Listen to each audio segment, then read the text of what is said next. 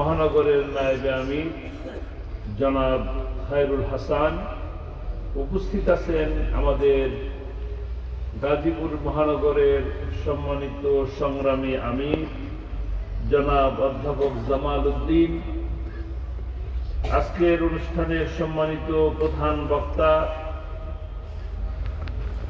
হাজারো আলেমের ওস্তাদ তামিরুল মিল্লাত মাদ্রাসার অধ্যক্ষ ডক্টর মোহাম্মদ হিফজুর রহমান হাফিজাহুল্লাহ, উপস্থিত আছেন আজকের অনুষ্ঠানের উদ্বোধক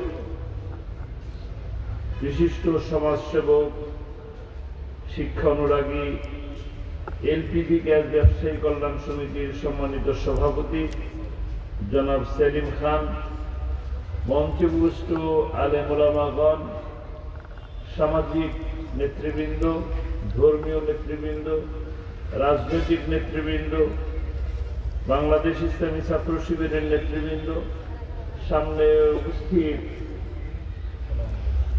মিডিয়ার সুপ্রিয় বন্ধুগণ, প্যান্ডেলের নিচে উপস্থিত দূর দূরান্ত থেকে আগত আমার প্রিয় কিশোর, তরুণ, যুবক, মুরব্বিয়ান ভাইয়েরা, পর্দার আড়ালে শ্রদ্ধেয়া মা ও বোনেরা, মাইকের আওয়াজ যে পর্যন্ত যাচ্ছে যারা শুনছেন, সকলকে আমার অন্তরের অন্তঃস্থল থেকে জানাচ্ছি আসসালামু আলাইকুম ওয়া রাহমাতুল্লাহি ওয়া বারাকাতুহু।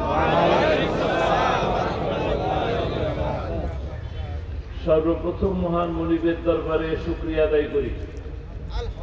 আল্লাহ রাব্বুল আলামিন আমাদেরকে দীর্ঘ 16 বছর পর মুক্ত আকাশের নিচে এরকম একটি সুন্দর পরিবেশে কোরআনের কথা জানার, শোনার, বলার যে তৌফিক আল্লাহ রাব্বুল আলামিন দান করলেন, সেই আল্লাহ সুবহানাহু ওয়া তাআলার শাহী দরবারে কালিমাতুশ শুকর আদায় করছি, বলি আলহামদুলিল্লাহ। রব্বানা লাকাল হামদ হামদান কাসীরান তাইয়্যিবান মুবারাকান ফীহি। সেই সাথে ধন্যবাদ জানাবো কিনা? কাকে? আল্লাহকে। এই যে আলহামদুলিল্লাহ বললাম, আল্লাহকে ধন্যবাদ দেওয়া হলো না? আরেকটা ধন্যবাদ জানানো দরকার। কাকে? কাকে? একটা ধন্যবাদ জানাই মোবাইল আদর্শ সমাজ কল্যাণ পরিষদকে, যারা এত সুন্দর আয়োজন করলেন। এই যাত্রা, এই গাজীপুরে যাত্রা তো কম হয় নাই, নাচ গান কম হয় নাই, বুঝছে না? এত কিছু ছুঁয়ে কোরআনের কথা বলার জন্য ব্যবস্থা করলেন। ধন্যবাদ কি পেতে পারে নাকি পারে না? উচিত আপনারা দিতে চান? আমি আপনাদের সকলের পক্ষ থেকে এই মোবাইল আদর্শ সমাজ কল্যাণ পরিষদ এবং মোবাইল আদর্শ বিদ্যালয় এবং কলেজের কর্তৃপক্ষকে ধন্যবাদ জানাচ্ছি। আপনাদের সকলের পক্ষ থেকে মোবারকবাদ জানাচ্ছি, শুভেচ্ছা জানাচ্ছি। আল্লাহ তাআলা এই মাহফিলকে কবুল করুন, তাদের এই প্রচেষ্টাকে কবুল করুন, তাদের এই খিদমতকে কবুল করুন। যারা এই কোরআনের মাহফিল দেওয়ার জন্য অর্থ দিলেন, মেধা দিলেন, শ্রম দিলেন, আল্লাহ রাব্বুল আলামিন দয়া করে তাদের সকলেরই খিদমতকে কবুল করুন। এই মাহফিলের মাধ্যমে এই এলাকাকে আবাদ করে দিন, কোরআনের জন্য কবুল করে নিন, ইসলামের জন্য কবুল করে নিন। খাস করে দোয়া করি আল্লাহ রাব্বুল আলামিন সেই কঠিন বিচারের দিন হাসরের ময়দানে, যখন আপনার আমার কেউ কারো কোনো উপকারে আসবে না, সেই সময় আল্লাহ যেন দয়া করে, মায়া করে এই মাহফিলের উসিলায় আমাদের জন্য নাজাতের ব্যবস্থা করে দেন। আমরা শুকরিয়া আদায় করি যে আল্লাহ রাব্বুল আলামিন আমাদেরকে কথা বলার সুযোগ করে দিয়েছে। আমরা গত 16 বছর কোথাও কথা বলার কোনো সুযোগ পাই নাই। 5 জন মিলে ঘরের মধ্যে বসলে আমাদেরকে বলতো জঙ্গি। আমরা 10 জন মিলে কোথাও কথা বললে বলতো সরকারের উৎখাতের ষড়যন্ত্র করছি। আমরা কোথাও 4-5 জন একসাথে বসতে বলতো নাশকতার পরিকল্পনা করছি। আল্লাহ রাব্বুল আলামিন অনেক দয়া করেছেন, মায়া করেছেন, আমাদেরকে এই জালিমের হাত থেকে, এই জুলুমবাজের কাছ থেকে দয়া করে মায়া করে মুক্তি দান করছেন নাকি? মুক্তি তো পাওয়ার কথা ছিল না। অনেক মানুষের জীবনের বিনিময়ে, অনেক রক্ত, সমস্ত কিছুর বিনিময়, ত্যাগ, কোরবানির বিনিময়ে আল্লাহ তাআলা এই মুক্তি দান করছেন। আমরা শ্রদ্ধার সাথে স্মরণ করি 16ই জুলাই থেকে 5ই আগস্ট পর্যন্ত যে সমস্ত কলিজার টুকরা সন্তান সমতুল্য ছাত্র ভাইয়েরা এই দেশের বৈষম্য দূর করার জন্য, এই দেশকে জালিম মুক্ত করার জন্য জীবন দিলেন, রক্ত দিলেন। আল্লাহ তাআলা তাদেরকে কবুল করুন, শহীদ মর্যাদা দান করুন। যারা অসুস্থ আছেন, এখনো হাসপাতালে আছেন কিংবা বাসার বিছানায় কাতরাচ্ছেন, আল্লাহ তাআলা তাদেরকে সুস্থতা পূর্ণ নেয়ামত দান করুন। আমরা সেই সাথে দোয়া করি, শ্রদ্ধার সাথে স্মরণ করি। এই মাসটা কি মাস? আষাঢ় মাস। আন্তর্জাতিক মাতৃভাষা দিবস সামনে আসতেছে।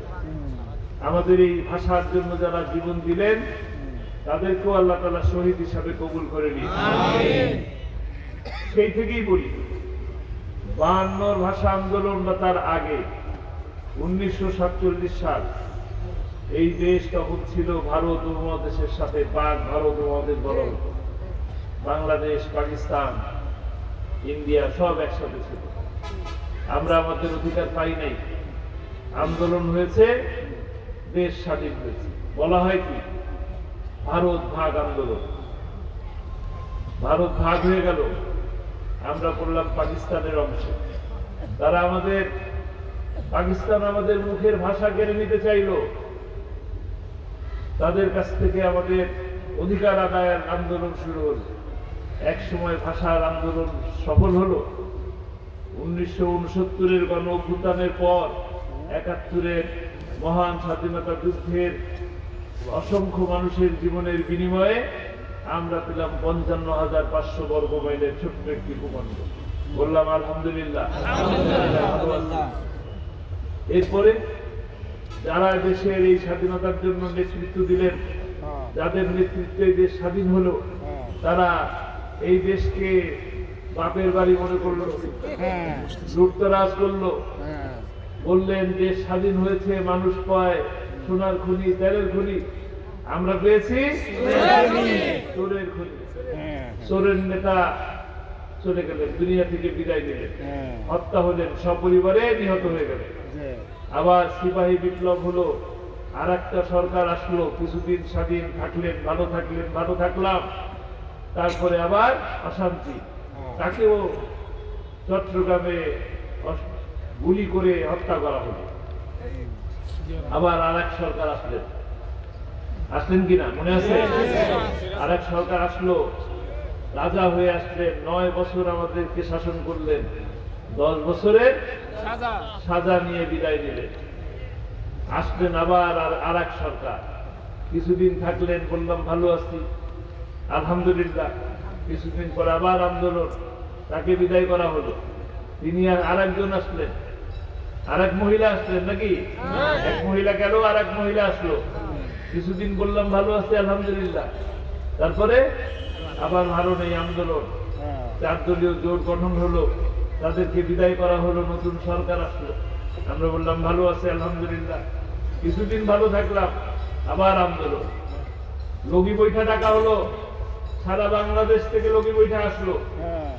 ঢাকার রাজপথে দিবালোকে সূর্যের আলোর মতো স্পষ্ট অবস্থায় দিনের আলোয় 11 জন মানুষকে পিটিয়ে পিটিয়ে হত্যা করে মৃত্যু করলো। তারপর আবার আর একটা সরকার, সেই সরকার আমাদেরকে 16টা বছর শাসন করলো। জেল, জরিমানা, মামলা, হামলা, রিমান্ড, খুন, গুম, নির্যাতনের সীমা পরিসীমাহীন অবস্থা দেখে মানুষ বলতো জেলখানা তো জেলখানা না, ওটা বাংলাদেশ কারাগার হয়ে গেছে। গোটা দেশ কারাগার, সেই দেশ কারাগার থেকে মানুষ মুক্ত হওয়ার জন্য ছটফট করতে থাকলো। একটা সময় যখন এত বড় বড় দল, বাংলাদেশের সমস্ত দল মিলে আন্দোলন করলো। 4 দল ছিল, বিএনপি ছিল, জামাত ছিল, আরো কত দল, 20 দল গঠন হলো, 12 দলীয় মোর্চা হলো, জাতীয় ঐক্য ফ্রন্ট হলো। মুক্তি মিলল? মুক্তি মিলে নেই। কিন্তু ছাত্রদের ঐক্যবদ্ধ প্রচেষ্টায় আল্লাহ তাআলা দয়া করে মায়া করে আমাদেরকে মুক্তি দিচ্ছেন, তাই না? আলহামদুলিল্লাহ। এখন আমরা ভালো আছি, ভালো আছি। অল্প মানুষ ভালো আছে, সবাই ভালো নেই। আলহামদুলিল্লাহ। সবাই ভালো আছি, তাও তো মনে হয় না। যদি ভালো থাকি তাহলে তো সবাই বলি ভালো আছি, জোরে সোরে বলি আলহামদুলিল্লাহ। আল্লাহ শুকরিয়া আদায় করবে না তো আসতে যাবে, গগন বিদারী চিৎকার করে আল্লাহ শুকরিয়া আদায় করতে পারবে। আল্লাহ তাআলা অনেক দয়া করে এই সুযোগ দিচ্ছেন, ঠিক কিনা? আরেকবার বলি আলহামদুলিল্লাহ। এতটুকু আওয়াজ আসছেন কখন? সকালে? দুপুরে খাবার খাইছেন? বিকালের নাস্তা? শক্তি আছে গাজীপুরের মানুষের? এই কতটুকু শক্তি আছে দেখি, জোরে বলেন। আল্লাহ কবুল করুন, আলহামদুলিল্লাহ। কিন্তু এই যে বিজয়, এই বিজয় কি আমাদেরকে সুখ দিচ্ছে? ভালো আছি? একে ভালো থাকা বলে? ভালো থাকা বলে না। এতবার বারবার, কিছুদিন পর পর আন্দোলন, কিছুদিন পর পর রক্ত, কিছুদিন পর পর জীবন, কিছুদিন পর পর সরকার পরিবর্তন, ভালো থাকি না। ভালো কয়েকদিনের জন্য ভালো থাকি, তারপরে ভালো থাকি না। কারণ কি? কারণ কোরআন নাই। মাশাআল্লাহ, গাজীপুরের ভাইয়েরা খুব ভালো বুঝেন।